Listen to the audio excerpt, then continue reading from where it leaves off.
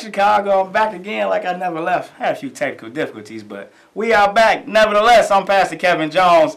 One more time for you, man. And we are here on D Tycoon Show with Community Unity Now. So glad to be here with you again on another beautiful Tuesday. Chicago, Chicago. Remember, we are CAN TV live call-in show. The number's right here on the bottom of the screen. I need you to call it. You see that number, 312-738-1060. I'm going to say it one more again, 312-738-1060. This is the Tycoon Show, Community Unity Now. I'm Pastor Kevin, filling in for Dr. Tycoon. She's not feeling well today, so our prayers go out to her. Hope you feel better. But I'm going to hold it down for you, baby girl, all right? All right, let's get this thing started. Today, post-election, week later, and our new president, President-elect Mr. Donald J. Trump. And people are outraged. They are having a fit. They are going off. And it's justified, you know. Some of the things this man says and some of the things that he's done is it's kind of crazy, kind of outrageous. But nevertheless, he is our president-elect. And got to just roll with the punches as far as that goes right now. Hillary Clinton put up a valiant fight, but at the end of the day, you know, issues that surrounded her, that surrounded both of them, issues that surrounded her more than likely, though, was probably cause of her downfall, people not getting out to vote, women not voting for, and they thought that this would be, you know, a movement for the women and women doing something positive, getting out here and pushing Hillary Clinton as the first woman president of the United States of America. But that didn't happen. Now, there's a few things that we can do. We can continue to complain, continue to cry, be outraged about some of the things that Donald Trump has said, some of the things he's threatened to do if he had become president of the United States of America. Well, the issue is now that he is the president, is a lot of those things he said, will he be able to do? Me personally, I don't think so, because it's more to it than just like a lot of the rhetoric and the things that he was saying during the election that we would be able to see happen in our country, because one thing, he doesn't have time to do it. Second thing, he doesn't have the total power, as you would say, to make a lot of those things happen. But some things that he's going to do that needs to be done, some things that he's going to do or he wants to do that I don't think they can be done. But there's a lot more we're going to talk about other than Donald Trump. We got some community issues that we need to focus on, but that's one of the hot topics right now. That's a hot button topic right now. Donald Trump is president. In my opinion, I believe that him running for president started as a joke, as a gimmick. You know, he's a billionaire, something to do on his bucket list, and voila, here he is, winning the presidency, and he's done it. And right now, Chicago, I want you to call in because we want to touch on that. We want to touch on a few other community issues that we got going on, and we want to find out how you feel about all this stuff that's going on right now. I got a call I want to take right now, so you go ahead and put the caller through right now. Caller, are you there? Yes, I'm here. Hey, how you doing today? I'm fine. I just was listening to you talk about the new president-elect Donald Trump, and just thinking about how, you know, people were so upset, so hurt, so disgusted with the situation, and a lot of people happy about the situation. I just think people need to realize that God is allowing what he wants to allow to happen, and we have to unite with one another to get the things that we need no matter who became president. It's time for unity throughout all the communities so that we can get what we need to support each other. True. I appreciate your call. I appreciate you chiming in on that. I hear a lot of people say that, though, that maybe people in our community, in the black community, Latino communities, and communities, the minority communities, maybe we'll start standing up and we'll start coming together to get some things done for ourselves. And in my opinion of that is, you know, like, that is true. We need to do that, absolutely. But my opinion of that is, you know, you should have been standing up already trying to get things done for yourself already. You know, whether Obama was the president, whether, you know, the Bushes were the presidents, Bill Clinton was the president, didn't matter. Even if Hillary Clinton had became president, and this is my opinion, I'm entitled to it. We get excited about having a woman president. We get excited about all these things that are Hillary, but I mean, Hillary Clinton was not an ideal candidate in my eyes to be president of the United States as well.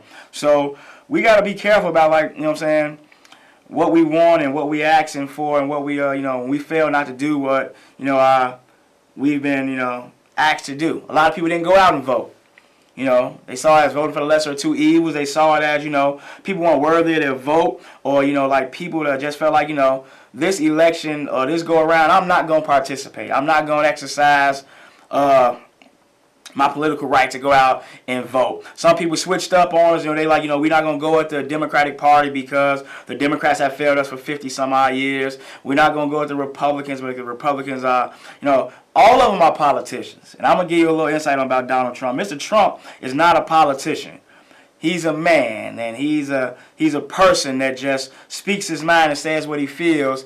And now he has incited a lot of people that feel the same way that he felt to come out now and say and do exactly what he has said and what he has done.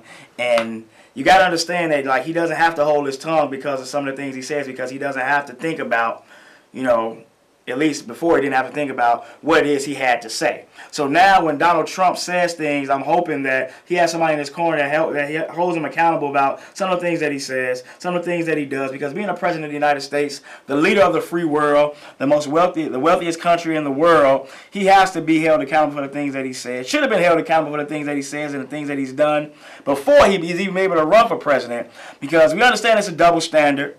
When you're a minority in this country, there are some things you can't do, and when you're of the majority and you're of the 1%, it's certain things you can say and certain things that you can do, and nobody will say anything to you about it.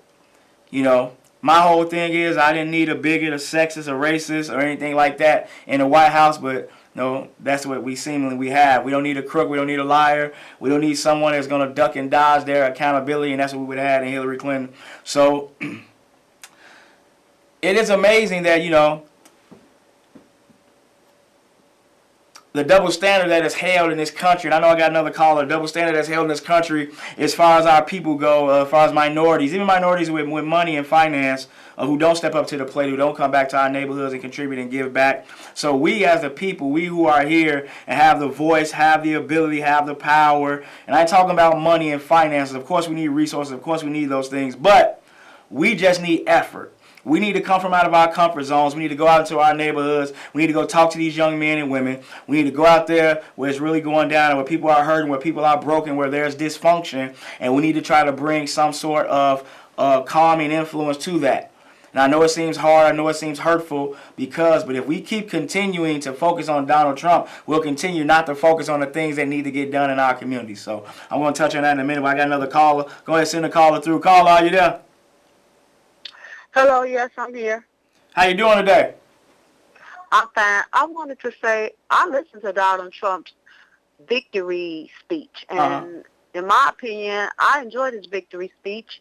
I think if he focused in on the things that he said about bringing the Republicans and the Democrats together, and we working together so we can make the country better, I think that if he stands by the things that he said in his victory speech, then I believe things will get better. Despite all the foolishness and the silliness that he spoke of before, if his victory speech was excellent. And I feel like if he stood by what he said in that victory speech and do what he needs to do to help make the country better, it will be better, because that's one of the things that we do have to stop fighting amongst the Republicans and the Democrats and focus in on the issues that we have here in America to make America, great again, as he say. But I don't know. I just hope that, the people in America will just unite with each other and we try to get this right, because there's too much going on in America. And we need to focus in on America so that we can, do as it said, be one country, one nation under God, indivisible, with liberty and justice for all of us. So that's pretty much what I had to say. And hopefully, in time, we can see some improvement with America, because America, we truly need some improvement. I appreciate that. I mean, I can agree with that. But so a lot of people say when they get in office what they're going to do, and it doesn't, actually materialize. Even, our great president, Barack Obama, some things that he wanted to do, but it just didn't materialize. I know it's a lot of different outside influences why some of the things that President Obama wanted to do that they didn't materialize. But I still love him. I still appreciate, what he attempted to do. When you don't have Congress in your corner, when you don't have white privilege in your corner to, get things done, this is what happens. But making America great again, what would make America great again to me is, accountability for everybody. If we hold the police accountable for the wrong things they do in our communities, if we hold ourselves accountable for the wrong things we do in our communities, for the things we do in our homes, we hold our educators accountable, if we hold these banking system accountable, if we hold our government elected officials accountable, that's what will make America great again. It starts with Mr. Trump. Why not hold Mr. Trump accountable for the things that he does and the things that he says? Why not hold Hillary Clinton accountable for the things that she does and the things that she says? Some of the things that goes on. I was talking to a friend on the way over here. We're discussing that, some of the things that Trump and Hillary Clinton did before the election, a normal person, an average person, would be arrested, would be fired from their jobs, wouldn't have the opportunity to run for alderman or the school board, but they get to run for president of the United States. So if I use company emails and I do what Hillary Clinton did, I'm going to jail. I can't say I got bipolar disorder. I have bipolar disorder from behind prison walls. That's where it'll be diagnosed at. But, nevertheless, this is what happened. Donald Trump, some of the things he said in regards to women and, the accusers that come out. People might get mad, but it's the same thing that happened with Bill Cosby. And here is Donald Trump is the president of the United States, but Bill Cosby is on trial for his life. Well, accused for some heinous acts and everything like that. And I'm not, taking up for either one of them, because if, you break the law, you got to go to jail. Things like that happen. You got to pay the penalties. But here it is that certain individuals get to break the law and get to do certain things and say certain things, but there's no accountability behind it. And we can, continue to talk about what goes on, in our communities. When police are shooting and killing innocent black men across this country, but all we can do is not, sympathize with the victims. All we can do is, point fingers at who they used to be, what they used to do, what their record looks like. But at that moment in time, when they were murdered by a police officer, they didn't deserve that. That was nothing justified in it, and we'll do everything that we can in our power to protect police when they do stuff wrong. Like I said, if you do something wrong, you go to jail. You deserve to get what you get. But, if you're innocent, you're unarmed, and people are murdering you because of the color of your skin, that's not right, and it will never be right in my eyes, and it should not be right in the eyes of this country.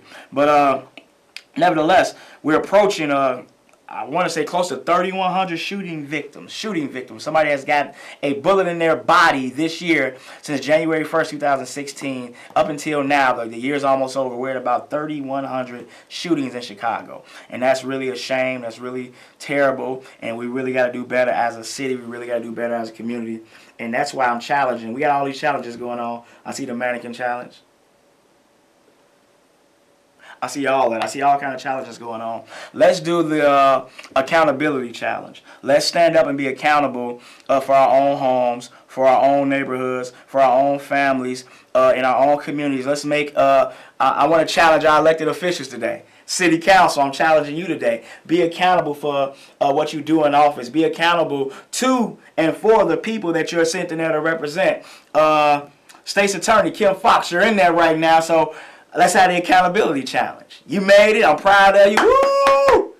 But now, let's have some accountability. I wanted you to do your job. Don't matter who you are. It's not about the person. It's about the office. We want to make sure that the office of the mayor, the office of city council, the office of state's attorney, we want them to do what they're supposed to do. Also, the office of the president. I got another call. I'm going to get back to y'all on that. Call, are you there? Yes, I'm here. I wanted to just tell the people about the November 25th. Yep. It's going to be for the Black Friday. Yep. They're doing the Don't Shop Black Friday for CPAC, for Community Police Accountability Council. And it's going to be magnificent. Have you heard about that? Yes. It's going to be CPAC. They're going to be at the Mag Mile.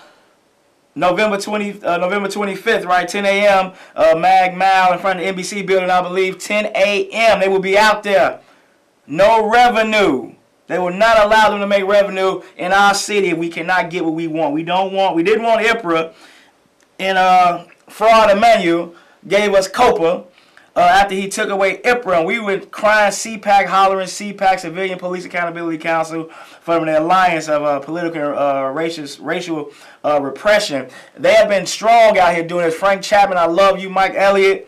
Everybody that's a part of CPAC, they're doing a wonderful job, and CPAC needs to be implemented because the community should have control of the police. Not the mayor. Not the mayor doing what he wants to do. Lying on TV the other night on whatever, you know what I'm saying, radio, whatever, about the budget, about what he plans to do, and about him allowing Chicago to be a safe haven for immigrants and everything like that. Man, stop it. You already failed us.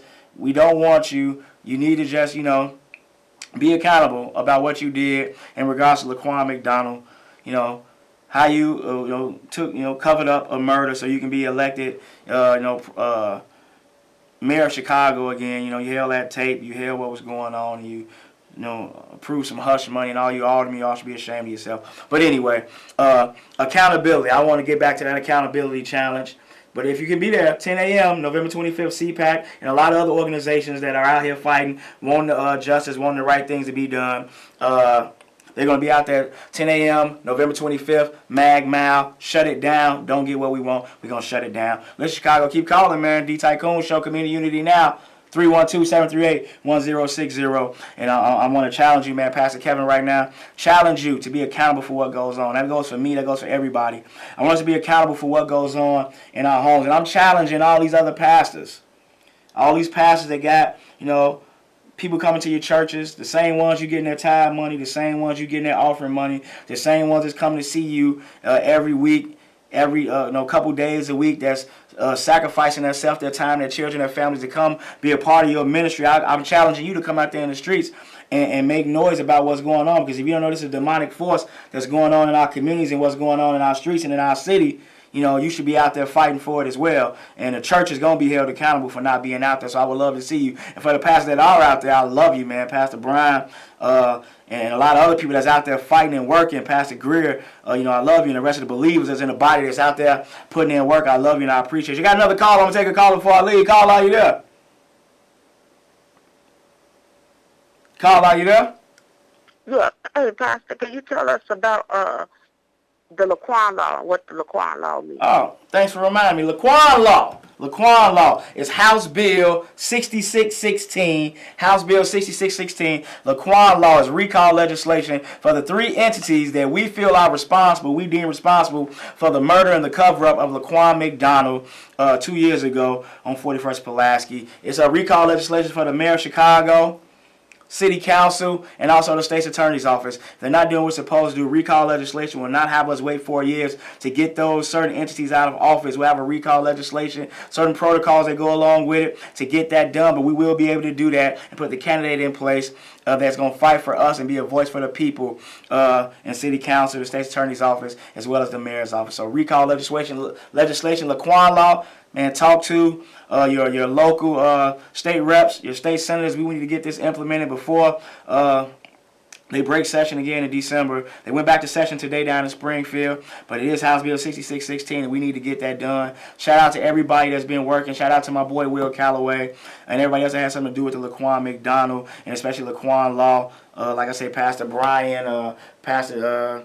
everybody that's involved with Laquan Law that's been helping and working, I salute you. And everybody that's out there, all the activists that's out there working and working hard and doing what you do, I'm praying that we all can come together so we can have, strength in numbers and stop fighting over and bickering over petty stuff, man, because, why keep fighting over, to be a small fish in a big pond when God want to give us the whole pond, y'all. You know what I'm saying? The J. Mal Greens, like I said, Jedediah Browns, Will Callaways, the Helen Tyners, T.O. Hardeman, Camilla Williams, Lamont Record, man, my boy Lamont, man, prayers and blessed to you, man, for your young lady that man, your family, man, I got, shout out there, Dr. Catherine Brown, Dr. D. Tycoon that's always out there, Pastor Greg Greer, if I forget you, please don't charge to my head, charge to my heart, T.O. and the Violence Interrupters, man. I just want to thank everybody that's out there doing the work that they do, because we couldn't make it without you. We appreciate you. And we got to close in a minute, but I just want to say thank you to everybody that's out there fighting. Like I said, if I don't remember your name, don't get mad at me. Martinez, Sutton, everybody, man. I love y'all. I appreciate y'all. Man, we're running out of time. We got a few seconds left, but I just want to say that, I know it gets hard. I know it gets lonely. It's a thankless job, but I know God chose you all to do what you do because you do it from your heart, and I'm praying that you never change up, you never let nobody change you up, and you continue to fight the way that you fight, because we surely need you all, and we appreciate what you do. So don't let nobody tell you any different, because you are great, and you do a great job, all of you that are out there fighting, out there working. And if you ain't out there fighting, you ain't out there working, what you got to complain about? Let them people do their thing so we can have somebody help us do what we got to do. Listen, this Community Unity Now. Pastor Kevin filling in for Dr. Tycoon. We're going to be back again next week, man. Same time, same station. But, let's focus on getting ourselves together, making our community great, making our people great again. Let's not focus on the nonsense, because it's only distractions. Don't be distracted by the propaganda and the nonsense. I love you. We'll see you again next week. Chicago, I salute you. God bless you. We'll see you later.